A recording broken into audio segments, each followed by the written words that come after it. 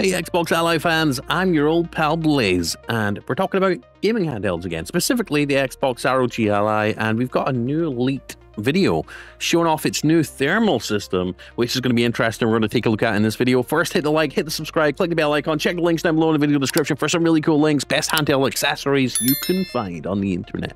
Take a minute. But let's start off with a headline from Pure Xbox. New official ROG Xbox Ally video shows off its advanced zero-gravity cooling system. The Xbox Ally stays cool, quiet, and reliable. Let's take a look at the video. The ROG Xbox Ally is designed to play games anywhere, so we built it with a cooling system that's just as versatile. Look how chunky this thing is. Our thermal solution operates at peak efficiency no matter what orientation you hold the device, letting you sit back, relax, and game however you want. Oh yeah. Anti-gravity heat pipes transfer heat away from the processor by using an improved capillary structure for the wick that even works upside down. Ooh. Both fans have a fluid-bearing design, a tried and trusted mechanism with low friction that will keep the Xbox Ally spinning like a top for years to come. I hope so. The Xbox Ally's fans are larger in size, measuring at 8mm tall with 77 fan blades, and they move 15% more air than the previous generation Ally X. The fan shrouds contain small cutouts that divert a small amount of air to the area between the motherboard and... Introducing the ROG Ally 5. It has 2,000 fan blades. Introducing 500%, 5,000% the performance of the old Xbox ROG Ally. Display panel. This air keeps the touchscreen cooler for your fingers and exhausts out of a third vent on the top of the chassis, keeping noise down when you're deep into your games. Dust filters cover both air intakes, keeping the Ally quieter and more efficient over time. In order to accommodate the ROG Xbox Ally's new bumpers and triggers, we redesigned the heatsink. Each of its 90 ultra-thin fins is slightly taller to provide more surface area for heat dissipation. All of this means you get a better gaming experience, more performance. The black one does look really sleek, doesn't it? The Ally X. For those who dare.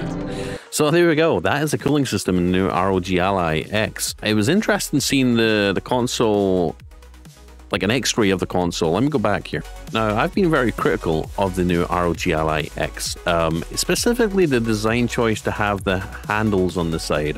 Now, I get it's a collaboration between Xbox and Asus, and they want to stress that, and they want this to feel like an Xbox controller. I get that. And I get it's more ergonomic, it's more comfortable. My point is that it's a handheld though. It's supposed to be sleek, it's supposed to be thin, it's supposed to be able to fit in a backpack and not be obtrusive when you're traveling, because it's a handheld. You want it to be smaller and more comfortable. And I've always taken the personal view that if I want to have grips or something more ergonomic to hold on to, I'll just buy a case that, you know, has bumps on the back. I like having that option, and then I also like having the option of a slimmer device that slips into thin backpacks and stuff and doesn't take up much space if I want that. They obviously made the design decision to add the grips in the back, in part because of Xbox, in part because of ergonomics, I guess. I actually prefer the design of the original Ally, personally. Let me know your thoughts in the comments, you know. I'm wondering though, someone in the comment section, when I touched on this before, said that the new Xbox Ally has rumble motors inside the grips at the side, whereas I thought it was just empty space. Let me know what you think. Does it have rumble in the handles, or is it just empty space? It looks on the X-ray here, it looks like it's just empty space, but I could be wrong. I mean, it doesn't look like it has a traditional rumble motor in there. And for a handheld, having a traditional rumble motor that makes the entire thing vibrate might not be a good idea. But it looks like it's just empty space up there right now, right? And again, that's a waste of space. They could have just not had the handles and made a slimmer device overall. I think that would have been more preferable for me. Well, let me know what you think. So I like the new vapor chamber design. Obviously, most hardware has that now, where they obviously have that liquid that goes in, they have the wick, and they basically move water vapor, use condensation and stuff like that, basically just to move liquid around inside the device, just to keep the APU cool. I like that. I feel like with every generation they tout how many fan blades the fan has, as if, you know, more blades equals more cooling performance. Maybe that is the case. I'm not an engineer. Let me know if you are and if this makes sense to you. But what's their next play? Just increase the fan blades with more. Maybe the next ROG Ally or Xbox ROG Ally is maybe gonna have 90 fan blades, and they're like, it touts 10 to 20% more performance over the 77 we had.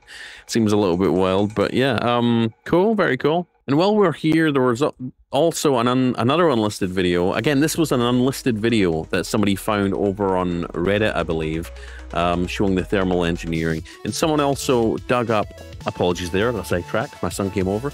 But yeah, the ROG Ally ergonomic video. Let's watch this as well, since we're here, right? Hours. Do your wrists start? Let's rewind. When you've been gaming for a couple hours, do your wrists start to ache? We've all been there.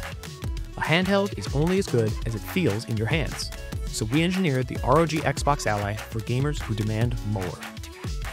Ergonomics starts with the internal design. All components are placed symmetrically, with heavy parts like the battery positioned lower in the device. This gives you a natural center of gravity that feels right the moment you pick it up. By combining ROG's years of handheld design with the expertise of Xbox, we've created a handheld that is more rock solid and comfortable than ever before. The grip's curves are designed for a natural finger position. The inward angled grips match your natural body posture, guiding your arms into a relaxed position. All right, I just want to say my piece here about this ergonomic design. It does look comfortable. It looks hella comfortable. I like it. But from a design standpoint, and seeing the inside of it now, it does seem primarily that it's empty space on the inside of the handles, which, oh man, did they need to add them? Could they not have relied on third-party accessory manufacturers to maybe make cases with rear grips? Maybe even made their own rear grip and then just given us a slimmer handheld overall? While keeping the device steady, it evenly distributes pressure and places your index fingers perfectly on the triggers. It is going to be comfortable for long play sessions. Upward, matching your natural line of sight for longer, easier play without extra wrist or neck strain. Every detail is made for gamers. I think that's a bit of a push. I think saying because it's got the grips and its ergonomic design, it should give you less neck strain. That's a bit of a stretch.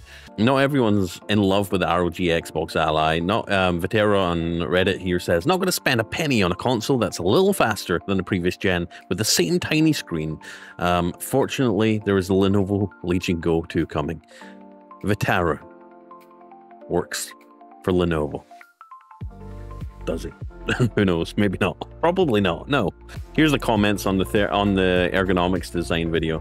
BitBeast Carter says, Ally every gamer needs. Can't confirm this. Played Silksong on it during Gamescom and I was surprised by how light and comfortable it felt.